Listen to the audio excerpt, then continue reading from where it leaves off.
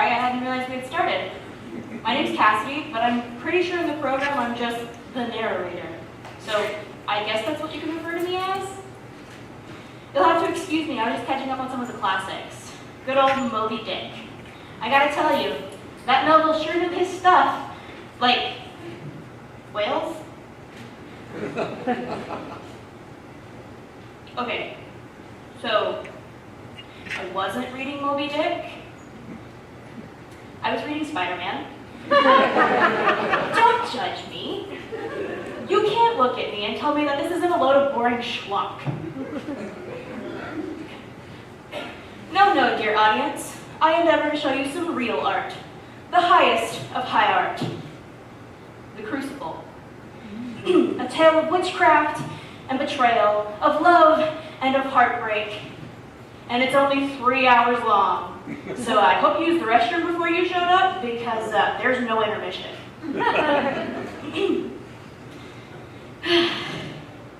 Oh. So, okay. Alright. I've never read The Crucible before. Don't plan on doing it now. But I did find this behind the theater in a dumpster. It looks a heck of a lot shorter than whatever that was.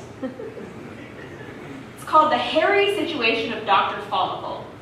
Sounds interesting. So I thought we'd give it a try. Obviously, I'll be narrating, so you have no say in that. Let's get started, shall we?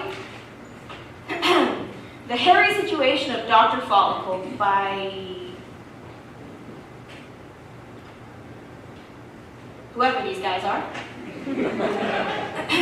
The setting, a small town called The Fringe. In this town, everyone is obsessed with youth and beauty, and no one is quite happy with how they look. The town motto is, to be beautiful is to be loved, and to be old is to have been loved and then forgotten. Oh, harsh. The town has a population of about 3,000 residents, each more unique and bizarre than the last. Characters. We don't need that. They're not that important. Scene 1. Lights up. We are in a detective's office. The detective's office is filled with Victorian furniture, such as a chair, a bookshelf, a rug, and a desk. So things you find in a detective's office? I don't know. We see our protagonist, Sherlock Holmes, sitting at his desk. See what they did there? Yeah. Detective Holmes is staring at his hairline and talking on the phone with his sidekick, Watson. We see some insecurity on his face as he very intently studies his hairline.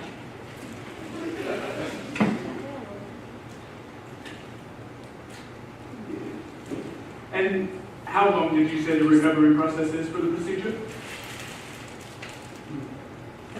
I see. And you were sure of the results?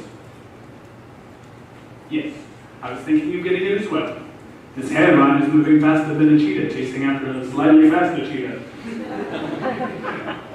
I was hoping to ask Ginger Follicle up soon.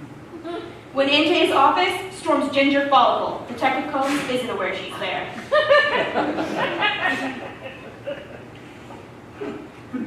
What if she says no because of my hairline? Oh, Detective Holmes, thank God you're here! Oh my God, I've got to go, Watson.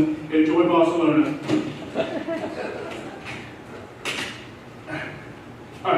What's wrong, Ginger? My father, Dr. Follicle, is missing! Wait, what? Well, I noticed he never came home from work yesterday. And he's been working late in his lab a lot lately, so I didn't think anything of it. But this morning, when I went to bring him his breakfast, I couldn't find him anywhere.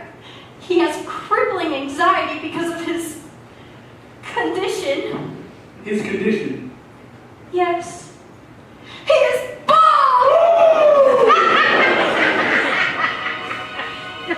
You know how the Fringe is, Detective. Everyone must always look their best, or else you're ridiculed by the entire town. The thought of him alone out there with all those crabby people makes me lightheaded. And to make matters worse, I heard whispers around the town of a creature lurking in the shadows and around the corners. A big, hairy, grotesque thing with teeth like knives and shears for claws. What if that creature got him? It's okay, Ginger. We will find him. You don't need to worry. Well, I know you can, but I just wish there was more I could do to help. Well then, how about you come with me to find your father? Oh, I don't know, Detective Combs. I fear I'd be a burden and get in the way of the investigation. I can't even give you a solid lead to go off of. Well, you said you thought he was working in his lab, right? Well, that's a lead right there. See, you've already helped. We can go and search the lab for clues and see if any of those clues can help us find your father. Detective Combs, why are you so persistent on me coming with you? Oh, well, you were just like really nice, and you were great company, and no one knows your father like you do, so maybe you can give us some insight into the case, and not to mention you were like really nice, like really nice. Oh, not like that, no, weird way, like a, cool way, yeah. Yeah. Well, I guess I could give it a try. Besides, it beats sitting around waiting all day. Exactly. Okay, Detective Combs, I will come with you. Okay. Ginger and Sherlock Holmes exit the office while some music slowly fades in. Blackout. Y'all, I think he was totally flirting with her. Did you see him blushing? Like, come on now. Come on. I'm already so intrigued, and I'm not just saying that because of the hair puns. Okay, maybe it is a little because of the hair puns, okay? Don't judge me, I'm a simple woman. But enough of me. Let's get on with scene 2. Scene 2, the laboratory. In the center of the room is a big metal table with a bunch of scientific instruments. Test tubes, beakers, and mysterious chemicals sit on the table. Behind the table is a messy chalkboard covered with scientific notes. Beside the table is Dr. Follicle's desk. Anita Haircut, Dr. Follicle's assistant, enters quickly, followed by Sherlock and Ginger. Oh, thank you so much for coming. I was just worried green about Dr. Follicle.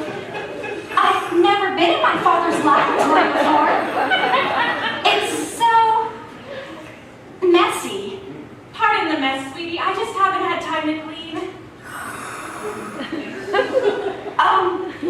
Anita, are you okay? Oh, yeah. I'm fine. Ever since I started my waist training, I've shrunk 5 inches. Don't I look great? But, Anita, you're struggling to breathe? I think you can afford to loosen the corset just a little. Don't be silly. I'm a scientist, remember? I've done my research and I can wear it up to 4 hours a day without any negative health side effects as long as I have my bedazzled oxygen tank with me. Smells... Feels like a size 0. Is this his desk? Oh, sure is, Detective Combs. Well, I seem to have found his journal. Maybe we can find something about his disappearance inside. Oh, Detective Combs, my father was a very private man. I don't know how he would feel about you going through his personal things. That is true. One time I was going through his files. Oh my God! I need a haircut. I get it. Sorry, continue. My bad. Well, it seems to be the only lead we've got in the lab, so.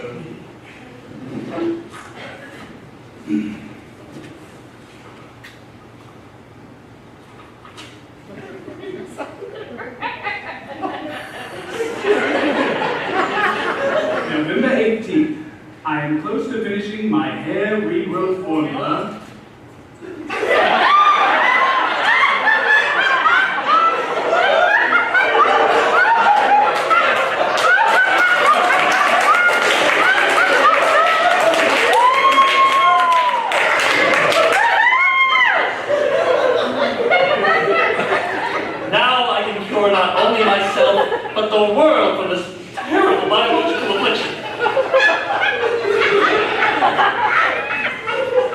I hold in my hands my life's work.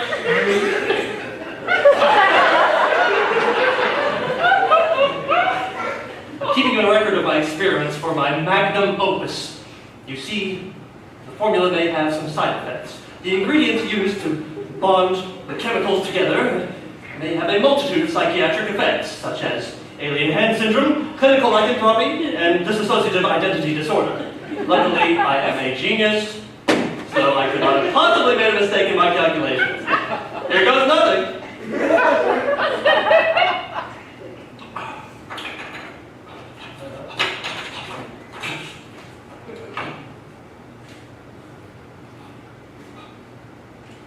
No immediate side effects, aside from being delicious, because I added pineapple for the flavor. Oh. Abnormality detected. Abnormality Detected. It seems your father's experiments didn't go quite as planned. I wonder what could have happened to him. What? I know I paid the light bill. Well, I can't see a thing. Don't worry, I always bring a flashlight. Let there be light.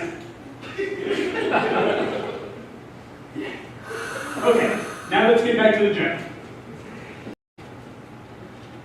Wait, where did it go? In the darkness, something begins to move around and make some noise. What was that? I know we don't have rats. I made sure of it. Something's in here with us. Wait! Over there! I think I see something moving! That's a big rat!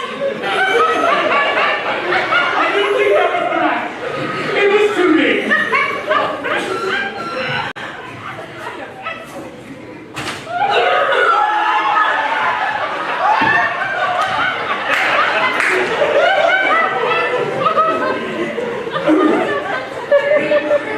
Wait. Was that Dr. Follicle? It couldn't possibly be! I'm afraid it might be. What if somehow his experiment went wrong and he turned himself into that thing? Oh, I'm afraid that may be a possibility. Well, how are we going to fix him? Well, if you can find out what he used to make that awful serum, I can reverse create a cure. Okay, just go to Bob's and find out what he used to create the serum. Sounds like a plan. Let's go. Sherlock Holmes and Ginger exit as the lights fade down. Yo, this is crazy. I got scared, I'm not gonna lie. It's terrifying. What was the thing? Huh. I think I see why it's called the hairy situation of Dr. Follicle. I am very curious about this Bob character, though. Guess we'll see what happens. Scene 3, Bob's beauty shop and breakfast spot. In this scene, there is a register on a counter and a few aisles of groceries and hair products, such as castor oil, coconut oil, and tomato juice.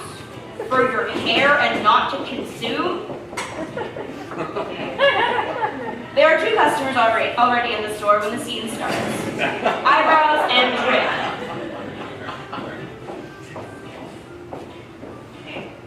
They are chatting amongst themselves and looking through the shop and stop when in enters Bob. I still don't see what's so funny about his name.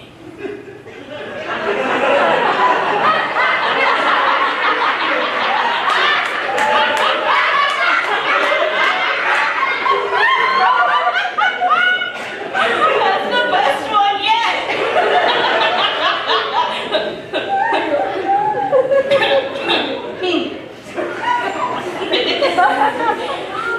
Sherlock Holmes and Ginger have just entered Bob's. They head straight for the counter to question Bob himself.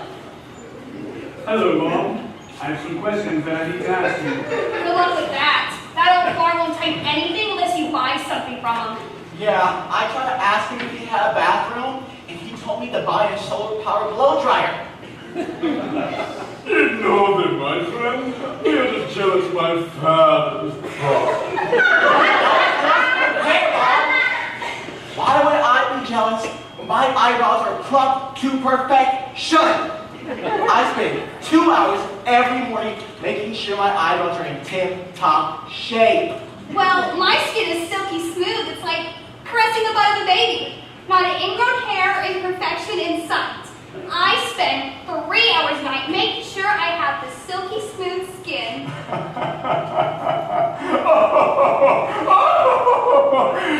Amateurs. I spend 7 hours a day combing, styling, and perfecting my beautiful bald.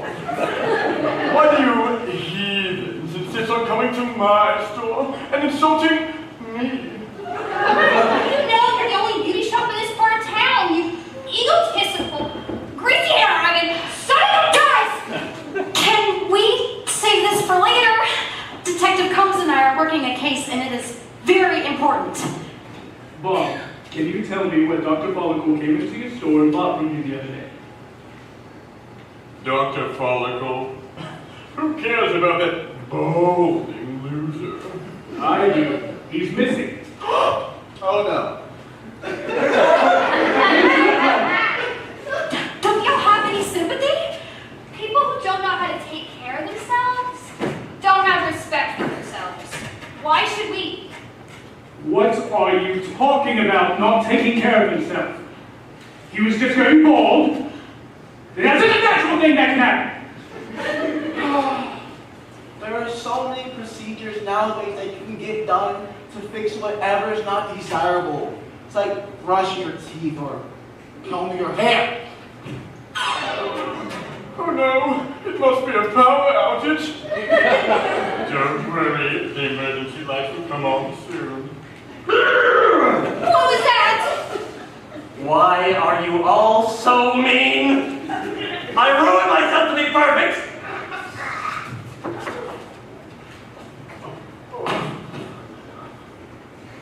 Now you guys being real look. Father, please, think about what you're doing. Since you all love your hair so much, how about I give you some more?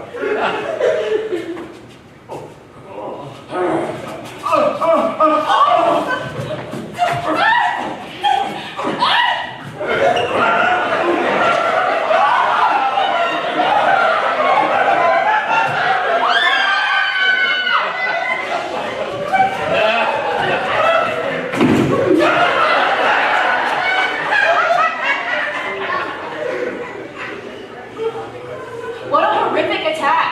I do hope those guys are okay. Though I'd be lying if I said they didn't have it coming. What? Okay, let's continue, shall we?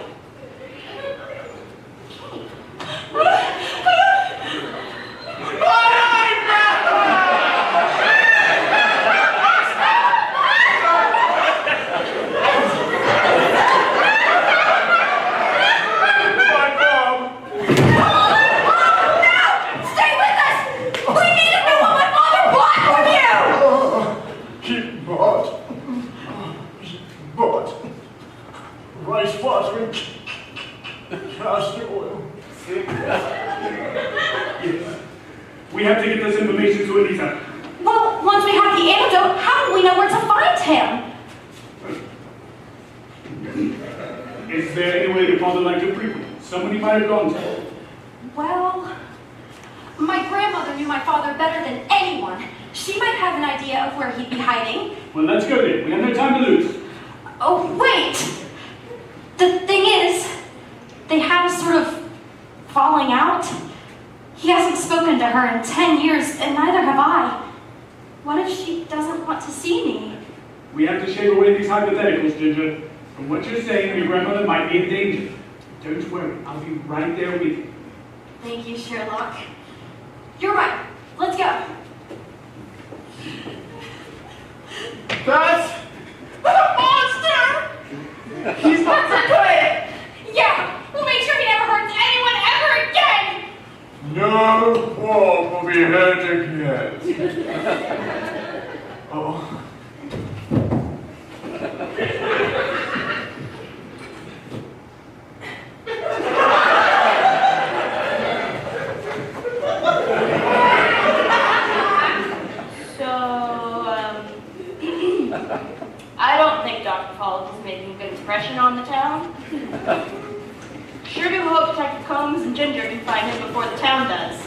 Because if not, I think it's going to get a little ugly.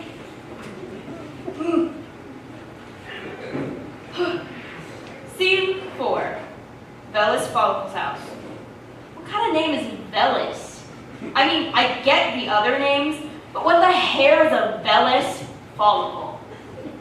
I got it. Let me research it.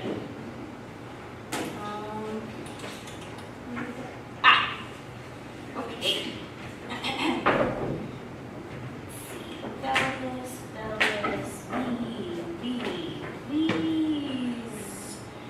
Okay.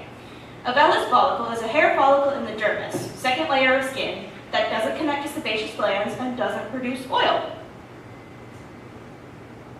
Cool?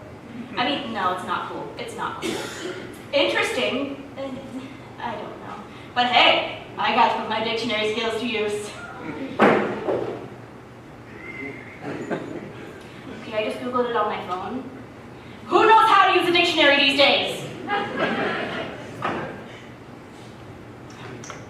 Anyway, our heroes find themselves approaching the... Sheesh, what a dump.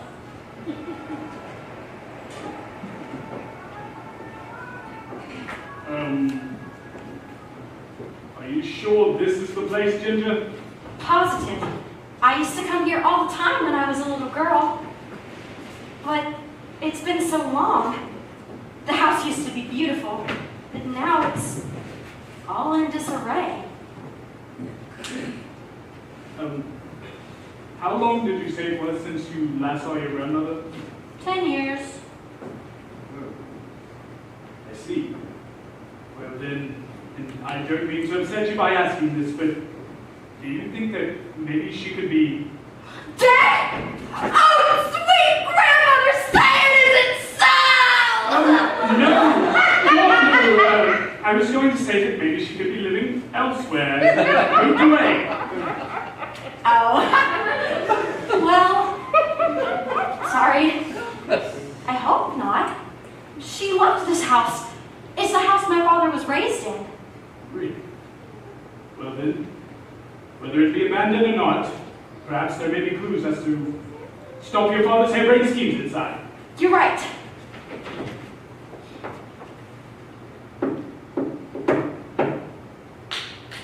Hello?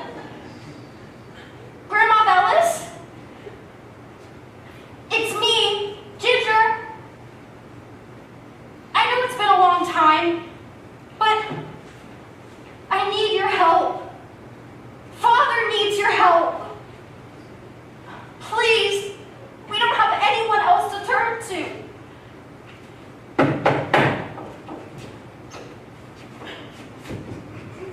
Well,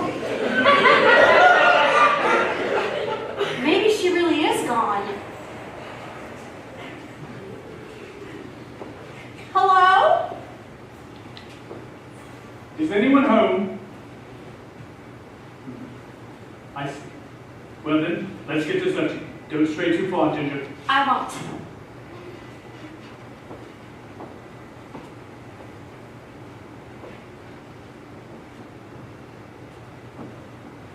Look at these flowers. Who would have thought such beautiful flowers would grow in a place like this? Yes, that would be a curious natural occurrence, but look. Newspapers? Quite. Shall we take a look at them? What for? What could we possibly learn from a bunch of old newspapers? That is where I must correct you, Ginger. Look here.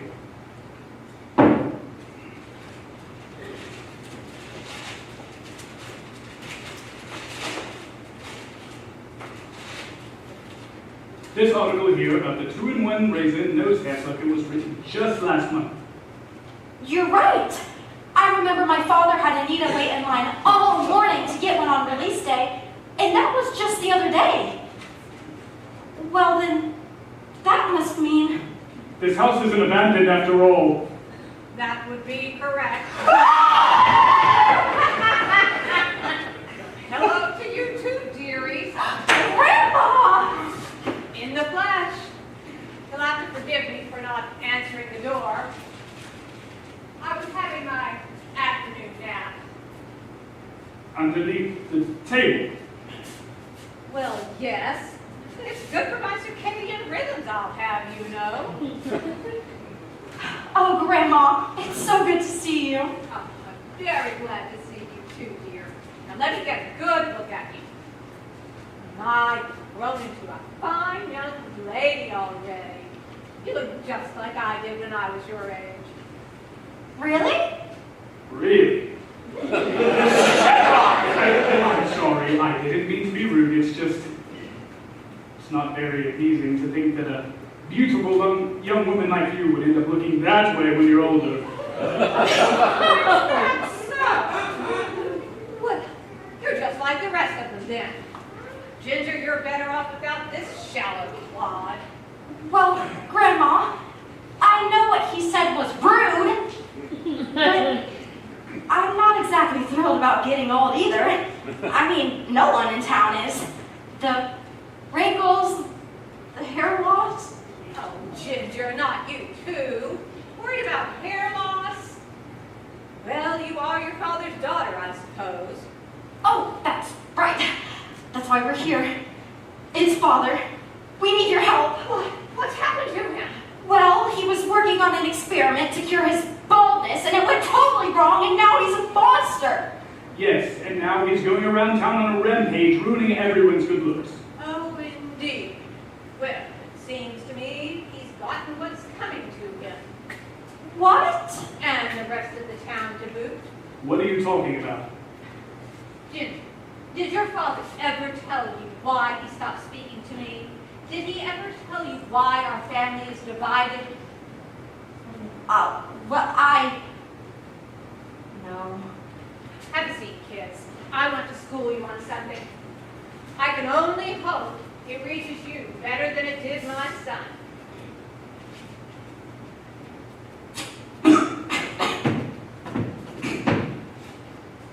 You see, Ginger, your father had a bit of a rough time growing up. He began to fall into thing. His classmates never let him hear the end of it. There was this one kid, Bob. Bob? Like from the beauty shop and breakfast stop? The very same.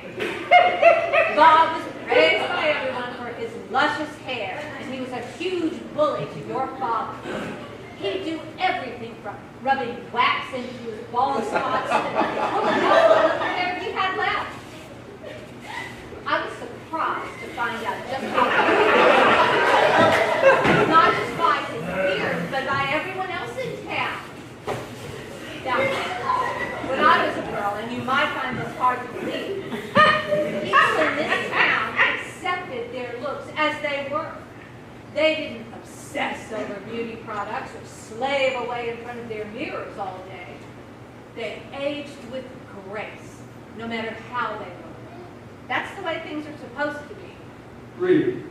It's hard to think that things would be that way now. Oh, believe me, I know. But it's not the fault of the kids. It's the way you were raised. I don't know where we old folks went so wrong raising the newer generations. But you all were so insecure.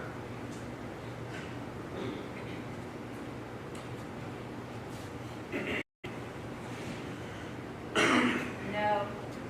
Your father had it worse than most, to his credit. I tried to tell him that his baldness did not make him ugly.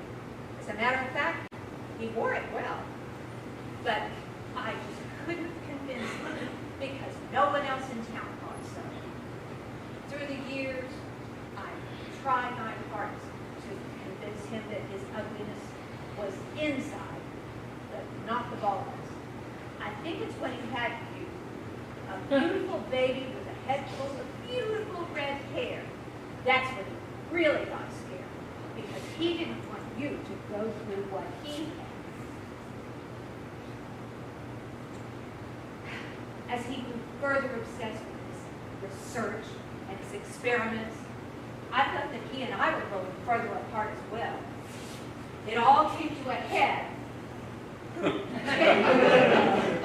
when we had one final argument. We both said some awful things, and In the end, he disowned me. Oh, Grandma, that's terrible. I'm so sorry. Mrs. Follicle, I would like to apologize. For my outburst earlier. It was inconsiderate of me. I've always been afraid of being someone considered as ugly, and now, hearing your story, I feel that inner ugliness may be worse than what's on the outside. I'm glad I was able to reach you, Mr. Shearlock. You seem too smart a man to be bogged down by such a harmful mindset. But what are we supposed to do about Father? I mean, if you couldn't convince him he was beautiful 10 years ago, how are we supposed to convince him now? Especially now that he's some monster. What was that? It couldn't possibly be. That must be him. But why would he come here?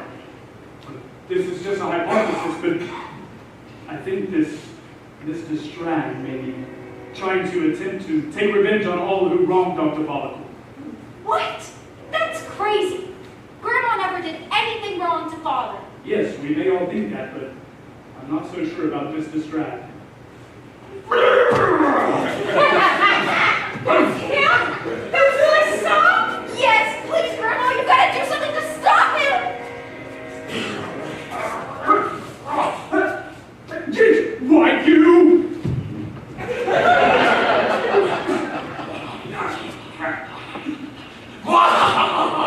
You fools! Nothing will stand in my way.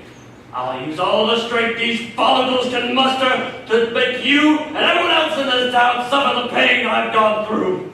Say goodbye to your smooth as a baby's bottom skin. Farewell to your well-groomed bodies, and au revoir to those luscious locks. Lanugo, pompadour, ponytail, follicle, you ought to be ashamed of yourself. What do you think you're doing? Dr. Follicle ain't here, you old bat.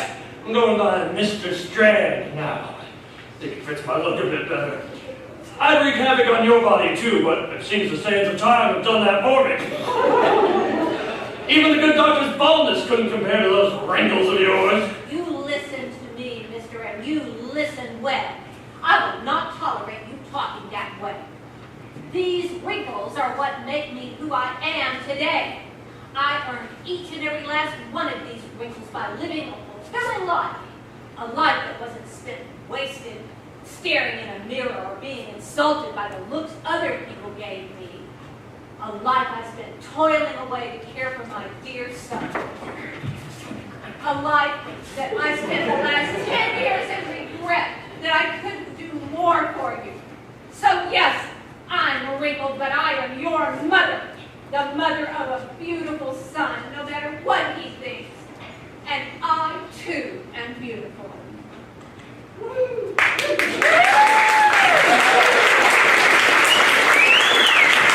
at yourself. Look at what you... I'm proud of what I've become. Can you say the same?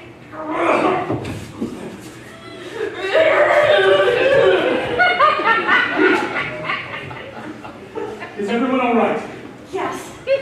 Grandma. I'm all right. What do you think, Mrs. Follicle? Is there any hope of curing it? Yes, I believe there is. For just a moment, I saw it in his eyes.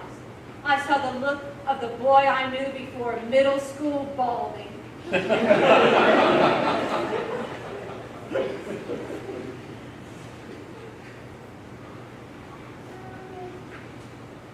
Ginger, I've said my piece. Now you must say yours. Only you can stop your father now. I will. And then I'll bring him back here to apologize. Well, I'm not the only one owed an apology, but I appreciate the thought. I'll be here waiting. Let's go.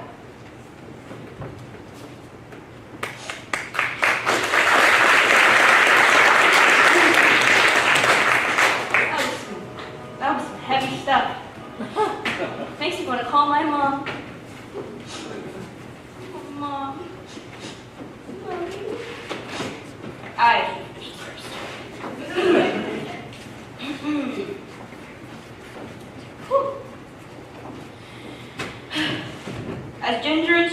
traipsing around town, Anita was hard at work on the antidote back in Dr. Follicle's lab. As our heroes entered, they were startled by the cry of, Eureka!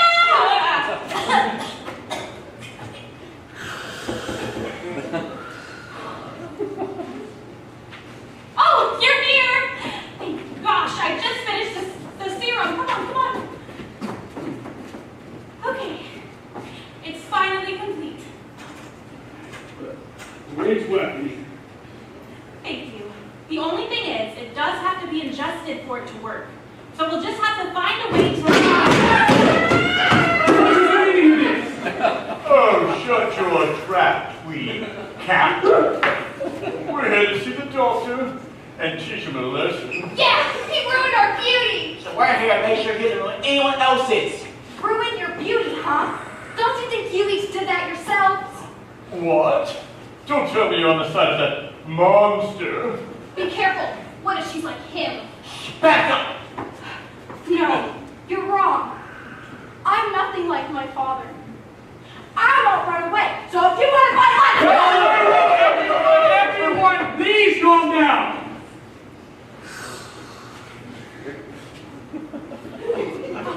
Dr. Follicle is quite right. Wait, what's your name? Sure, no. Sherlock is quite right. This is all too much. I've just finished the antidote. Really? That's right, you knuckle-dragging uglies. You better listen to the nice lady.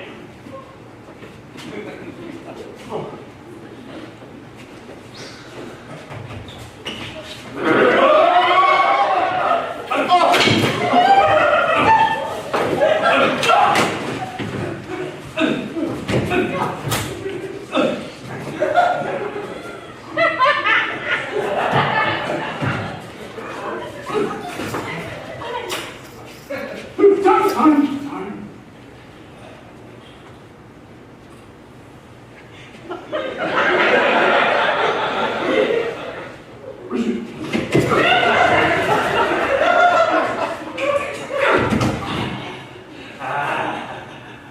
Look at you all, pathetic and humiliated, just like I was. How does it feel now? I'm looking at you, Bob.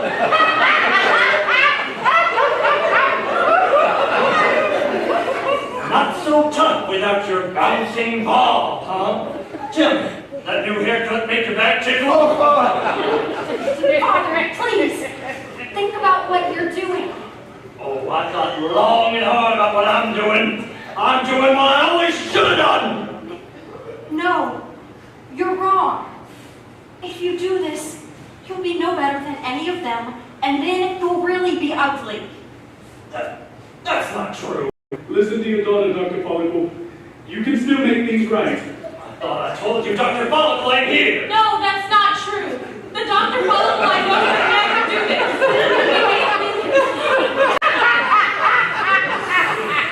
He may have been vain, but after what happened to him, who can blame him? She's right. You've already done enough. There's no need to do any more. You know nothing. Well, I know everything. I understand now. Imperfections don't make you ugly. Don't you see? That's what Grandma Bellis was trying to tell you the whole time. Your imperfections are what make you beautiful. You are beautiful, bald father. Grandma is beautiful wrinkled. Do you really think your mother is ugly? Well, she isn't. No, she isn't. Please, Father. It's been so long. Come back to us. Doctor?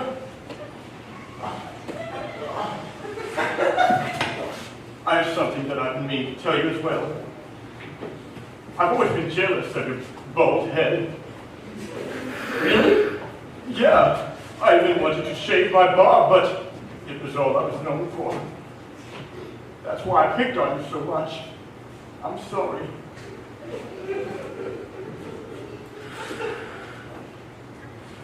You know, Bob, I think that new haircut kind of suits you.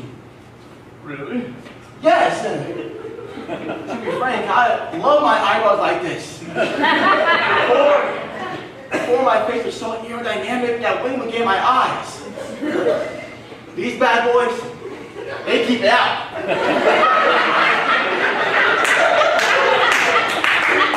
I'm being honest. I don't really mind my new armpit hair either. It's so nice to hang things on them and put things in them. And I always wanted a mustache. I don't believe it.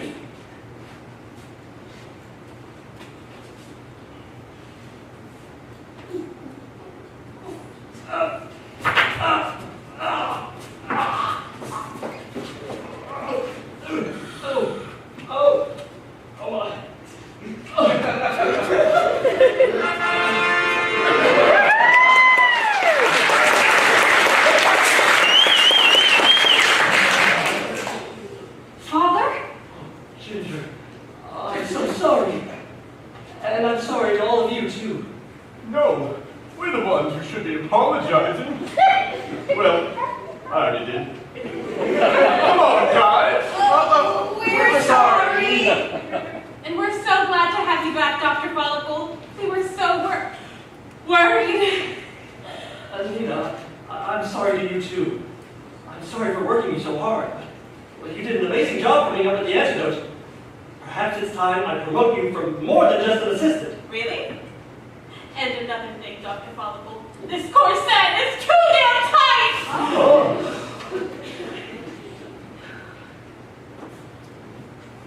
Son. Mother.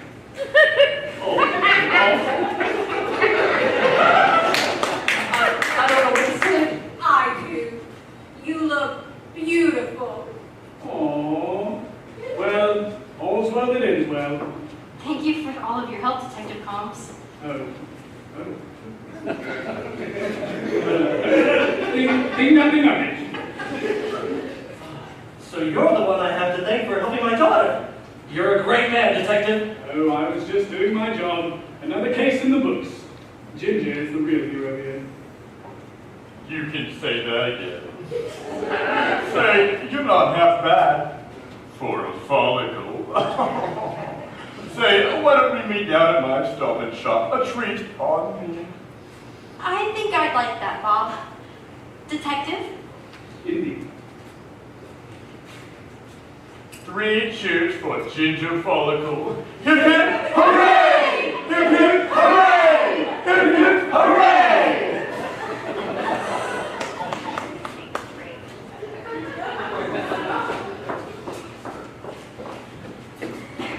Oh, man. Man, this is just beautiful. It's beautiful stuff. Oh, right, I'm supposed to be narrating this. My bad. And so, the group had a merry time down at Bob's. Grudges were forgotten, traumas were healed, and family was reunited. In the end, Bellis's words reached not only the group focused on in the story, but the whole town. The word was spread, and the Fringe was no longer a town obsessed with artificial beauty, but a town of honest, if balding, people who age with grace. The end. Well, seeing as I didn't pay a cent for this thing and I found it in the dumpster behind the theater, I'd say it was pretty good, don't you think? Yeah.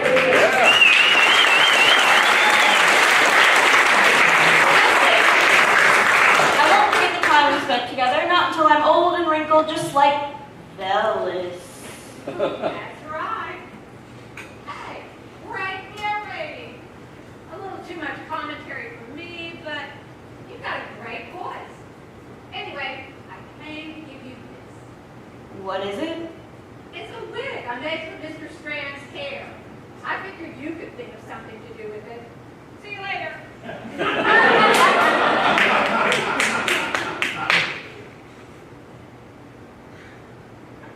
Well, that was nice of her, though I'm not sure what she's insinuating by the wig, but I guess when in Rome. Do as the Romans do. Alright, I hope you guys enjoyed our show. Please make it home safe, and please remember, this is the most important part. Beauty is earned through a life well lived. Y'all take care.